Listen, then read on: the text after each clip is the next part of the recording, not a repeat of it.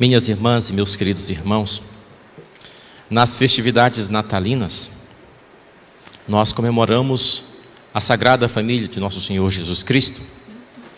Família dele porque ele também é integrante dela, pertence a ela, é daquele lugar, daquele ambiente. Chamamos de Sagrada Família por conta das especialidades desses integrantes, não tem como falar de outro modo. Mas também queremos dizer que a família, e deve ser anunciado que a família ela é um ambiente sagrado. O lar é um lugar de santidade, é um ambiente de inviolabilidade, né, de profundo respeito e amor.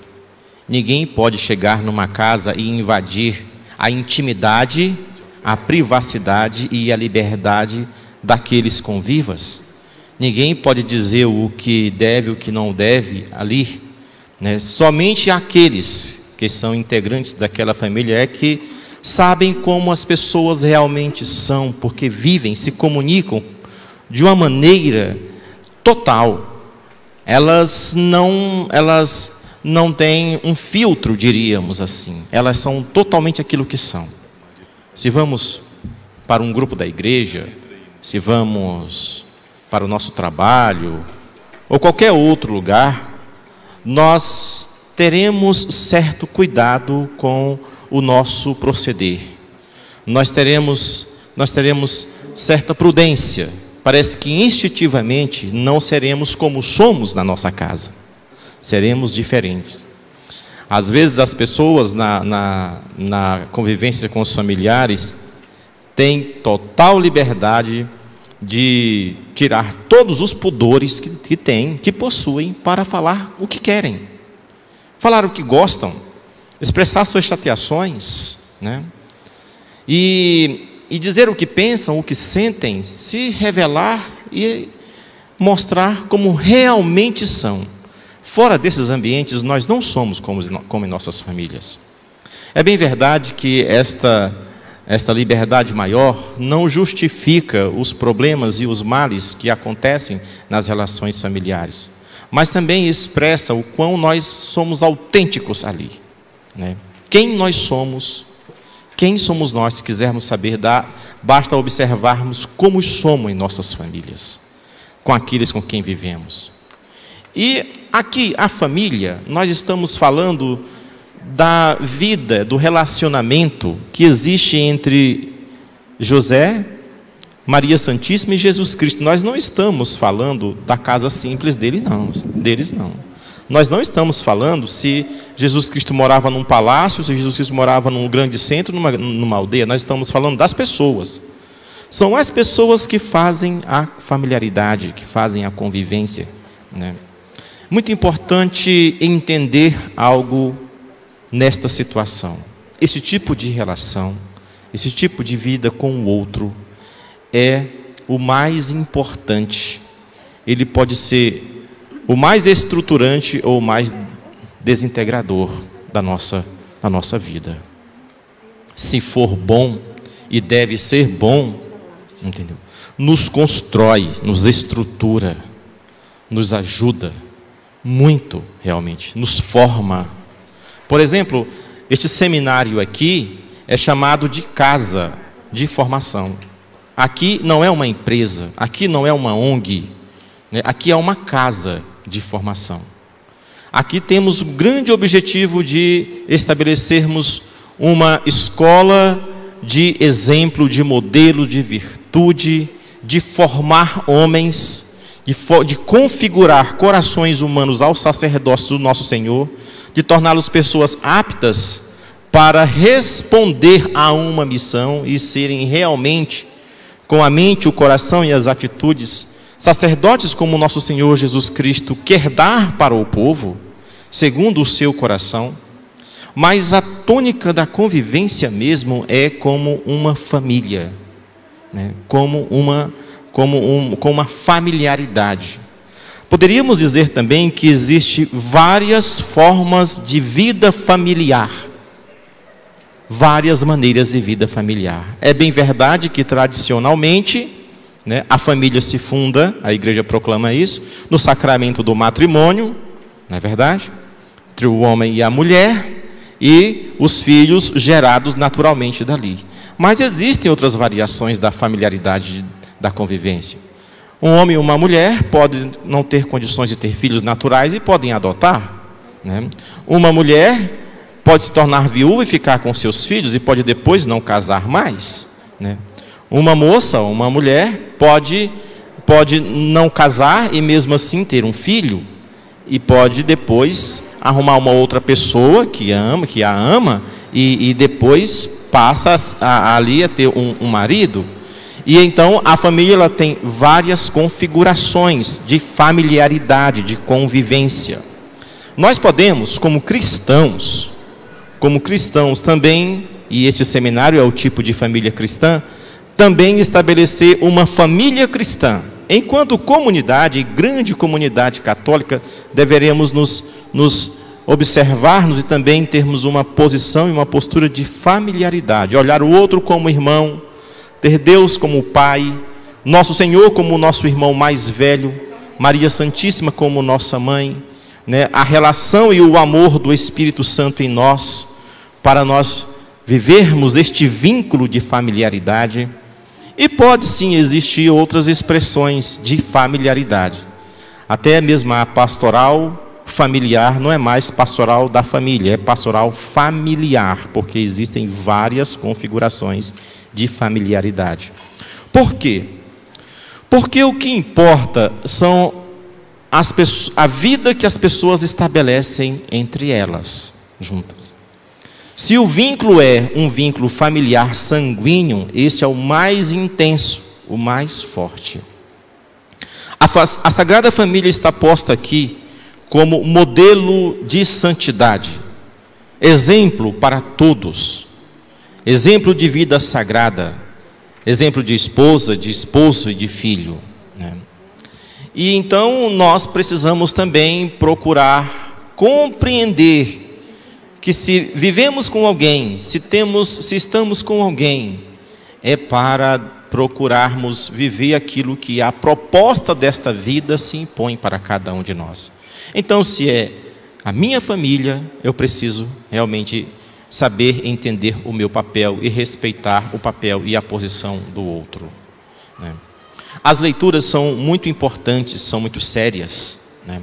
A leitura, por exemplo, aqui de Eclesiástico, traz várias recomendações, né? Várias recomendações para os filhos e para os pais, né? Fala principalmente sobre a honra para com o pai, né? Fala principalmente o respeito para com a mãe. É dirigida, portanto, a filhos. Se bem que na maioria das vezes, quando nós sacerdotes pregamos com este evangelho, os filhos que devem escutar muitas vezes não estão na missa.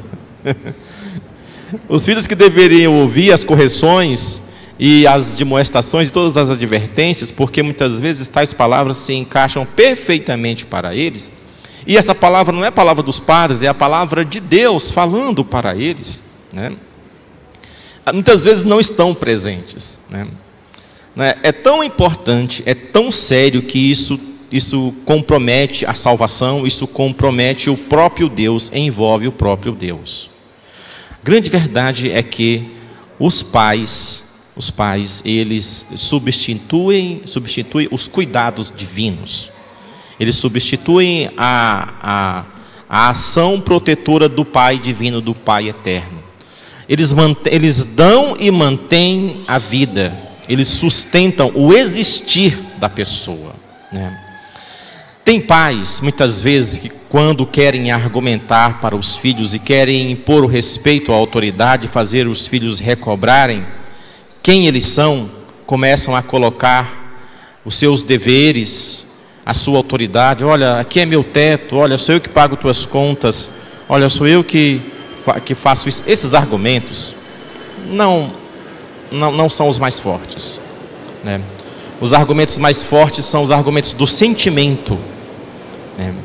São os argumentos dos sentimentos, porque na verdade há configurações de famílias que os pais são até muito incapazes materialmente, nunca deram nada realmente, e há filhos que conseguem e podem muito mais que os próprios pais.